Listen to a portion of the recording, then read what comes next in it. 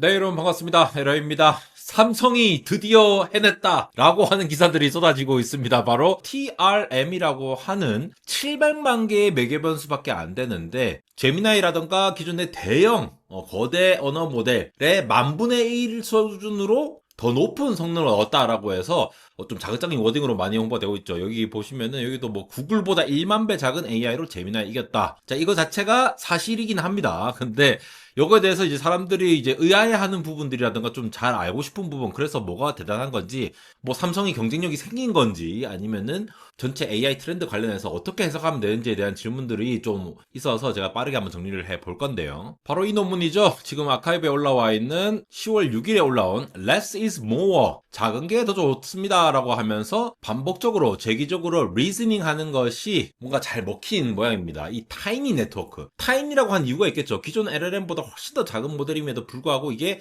성공했다라고 하면서 실제 논문에서도 이 7밀리언 파라미터 가지고 ARC AGI 같은 이러한 벤치마크 테스트를 해봤을 때 딥시크 R1 O3 미니 제미나이 2.5 프로 같은 LLM보다 훨씬 더 높게 나왔다. 점수가 굉장히 강조를 하고 있죠. 0.01%밖에 안 됩니다 라고 얘기를 하고 있으니까, 즉 이 논문에서 주장을 하고 있는 것은 LLM이 오히려 풀기가 어려워하는 어떤 복잡한 퍼즐 같은 문제들이 있거든요. 저기 나오는 ARC, AGI 같은 것도 사람이 보기에는 그냥 풀면 되는데 오히려 LLM이 잘 못 푸는 그런 문제들이 있잖아요. 그런데 그러한 LLM 같이 스케일링을 계속 키워서 하는 접근보다 딱 작게 해서 적절한 방법을 써 보니까 이게 해결된다는 겁니다. 물론 이 TRM이라는 방식이 여기서 나와 있다시피 Hierarchical Reasoning 모델이라는 기존에 있던 모델들에서 조금 더 함축해서 나온 모델입니다. 이것도 좀 이따 말씀드릴 건데, 결국은 무조건 키우기만 하는 것이 아니라 작은 모델로서도 이 문제를 해결할 수 있다라는 것을 증명해 보인 논문이기 때문에 그만큼 의미가 있다라는 논문이 될 수가 있겠고요. 이게 삼성의 이제 몬트리올에 있는 AI 연구소에서 만들어진 것으로 보이고, LLM이 어떤 모든 과목에 해당하는 어떤 백과사전식으로 다양한 분야에 대해서 완벽하게 통째로 외운 학생과 같다라고 하면은 이 TRM 모델은 몇 개의 공식만 알고 있지만 그 분야에 대해서는 기가 막히게 잘 풀 수 있는 그런 AI 모델이라고 해석을 할 수가 있겠죠. 특히나 이 recursive reasoning이라고 표현을 했는데 계속 반복적으로 검토해보고 수정하면서 이걸 계속 이렇게 생각해보면서 굉장히 작은 모델로서도 효율적으로 수행할 수 있다라고 하는 것으로 해석을 할 수가 있습니다. 원래 이 HRM이라는 게 있었죠. Hierarchical Reasoning 모델이라고 해서 이 하이 레벨과 로우 레벨 모듈 이렇게 두 가지로 나눠 있는데, Thinking Fast 빨리 생각하는 것과 Thinking Slow, 이 데니얼 카네먼 생각에 관한 생각이라고, 거기서도 이제 뇌의 생각하는 방식 자체가 어떤 저수준의 추론을 담당하는 네트워크와 고수준의 추론을 담당하는 네트워크, 이 두 개를 사용해가지고 서로 이렇게 왔다 갔다 하면서 훈련시키는 모델이 있었죠. 이 HRM을 개선한 게 하이러키컬이 아니라, 그러니까 고수준과 저수준을 왔다 갔다 하는 것이 아니라 타이니, 그냥 작은 한 개의 모델로 접근했다라는 건데요. 이렇게 얘기 드리면 뭔가 생각나지 않습니까? 바로 제가 직전에 영상을 올려드린 피겨 AI에서 만들고 있는 이러한 휴머노이드의 헬릭스라는 모델, VLA 모델이 있죠. 요 같은 경우에 어떻게 사고를 하느냐 하면서 늘 얘기했던 것이 바로 시스템 2와 시스템 1이 있다. 시스템 2는 7에서 9Hz, 굉장히 간헐적으로 들어오는, 상대적으로 짧은 거죠. 1초에 7번에서 9번밖에 안 들어오니까. 그래서 천천히 생각해가지고 뭔가 제대로 충분히 생각한 다음에 대응을 할 때는 좀 더 빠르게 대응을 해서 이렇게 넘어간다라고 하는, 마치 인간의 뇌 과학적으로 유사한 이런 모델링을 사용을 하고 있다라는 거, 이러한 접근이 이 기존에 있었다라는 겁니다. 그래서 두 개의 스몰 뉴럴 네트워크를 사용해가지고 이런 HRM 같은 이런 노블 어프로치가 있었는데, 요거를 수도쿠나 메이즈, 미유로 찾기 같은 것들, 이런 것들 LLM이 잘 안 되던데, 이런 퍼즐 태스크 잘 못했는데 이런 것들을 우리가 타이니하게 작게 만들어갖고 한번 해보니까 잘 되더라라는 얘기를 하고 있거든요. 이 TRM의 가장 핵심적인 부분은 바로 하나의 작은 뇌로 통합을 했다라는 거죠. 원래는 이게 작은 뉴럴 네트워크 두 개를 왔다 갔다 하는 형태로 됐었는데, 이게 하나의 네트워크로 추론을 하는 부분과 정답을 생성하는 역할을 모두 수행을 해가지고 모델 크기를 두 개로 한 게 아니라 하나를 날려버리는, 그래서 굉장히 작게 만들었다는 겁니다. 근데 성능이 더 높았다는 거예요. 그 부분이 나중에 나와요. 오히려 작게 했는데 더 좋게 나오더라라고 하는 부분들이 있었거든요. 제가 제일 흥미로웠던 부분은 바로 이 테이블 1에 해당하는 요 내용이었는데요. 이게 재밌는 게 네트워크 층을 요 4레이어 돼 있잖아요. 4레이어라고 돼 있는 부분을 두 개의 레이어로 구성되어 있는 TRM으로 바꿨더니 오히려 애큐러스가 이렇게 올라갑니다. 사실 뭐 이 국한된 얘기일 수도 있겠지만 이러한 문제를 푼 거에 대해서 면에서 한정된 문제일 수 있어요. 저도 이해를 하고 있는데 이런 것들을 발견을 해냈다라는 것이 삼성이 경쟁력이 엄청나다 이런 게 아니라 AI 트렌드상 우리가 스케일링 로우를 따라서 무조건 키우기만 했던 이런 관점에서 특정한 작은 부분을 해결을 할 때에 한 스코프의 문제만 해결할 때에는 오히려 작게 만든 모델이 효율적인 구조가 있을 수 있겠구나 라고 하는 부분들을 충분히 생각할 수가 있겠죠. 오히려 데이터가 적을 때는 모델이 너무 크면은 정답의 패턴을 배우는 게 아니라 훈련 데이터를 그냥 통째로 외워버리는 형태가 되니까 결국 이게 오버피팅이 되는 거거든요. 제대로 정답을 맞출 수가 없는 거죠. 그래서 TRM 같은 경우에는 이 작은 모델이 반복 추론을 통해 가지고 이 오버피팅을 이제 피하고 문제 해결의 본질을 계속 따라가는 거로 가는 거죠. 그래서 뭐 원스텝 그라디언트 약간 뭐 이러한 구체적인 알고리즘이 필요 없다 하더라도 간단하게만 구현돼도 이렇게 애큐러시가 높아진다라는 거는 굉장히 고무적인 일이죠, 사실.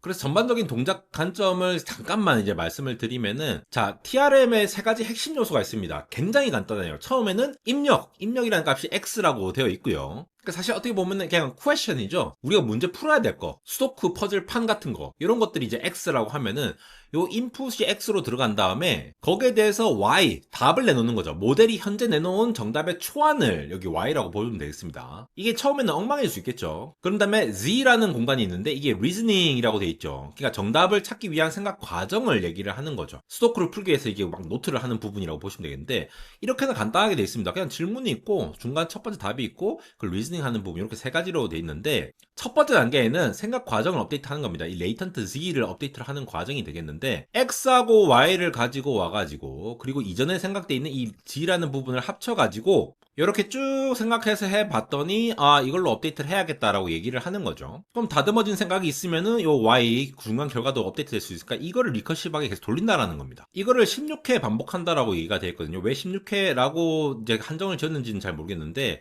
생각하고 고쳐 쓰는 거를 이제 최대한 16번 반복해서 정답의 완성도를 끝까지 올리는 과정을 겪고 있습니다. 더군다나 논문 뒤에 보면은 example of 수도쿠 익스트림 해가지고 이러한 뭐 input X 하면은 output Y가 나오고 tokenized ZH, tokenized ZL 뭐 이런 식으로 표현이 되어 있죠. 특별하게 이러한 수도쿠를 풀 때에 어떻게 보면 이 G라는 이 과정들은 전부 다 생각하는 과정이라고 볼 수가 있고, Y라고 하는 거는 그 결과물이 되잖아요. 뭐 복잡한 알고리즘 막 사용하고 뭐 그런 게 필요가 없고, Y를 일단 들여다 보면은 이 인풋에 대해서 이렇게 바로 해결할 수 있는 것들을 추정할 수가 있겠다. 우리가 LLM을 사용해도 어떤 중간 과정이란 걸 이해하기가 참 힘든 부분이 있지 않습니까? 근데 이런 거는 오히려 딱 뚜렷하게 이거는 내가 이렇게 생각을 했던 과정이에요 라고 바로바로 보여주니까 그 과정을 토대로 해가지고 이 결과물을 얻어낼 수 있도록 이렇게 추정할 수 있다는 거. 그래서 실제로 퍼즐 벤치마크 점수를 보면은 수도쿠 익스트림과 미로 찾기 어려운 부분이죠. 요거를 딥시크랑 클로드, O3 미니 이런 것들이랑 비교를 해가지고 했는데 제일 작죠.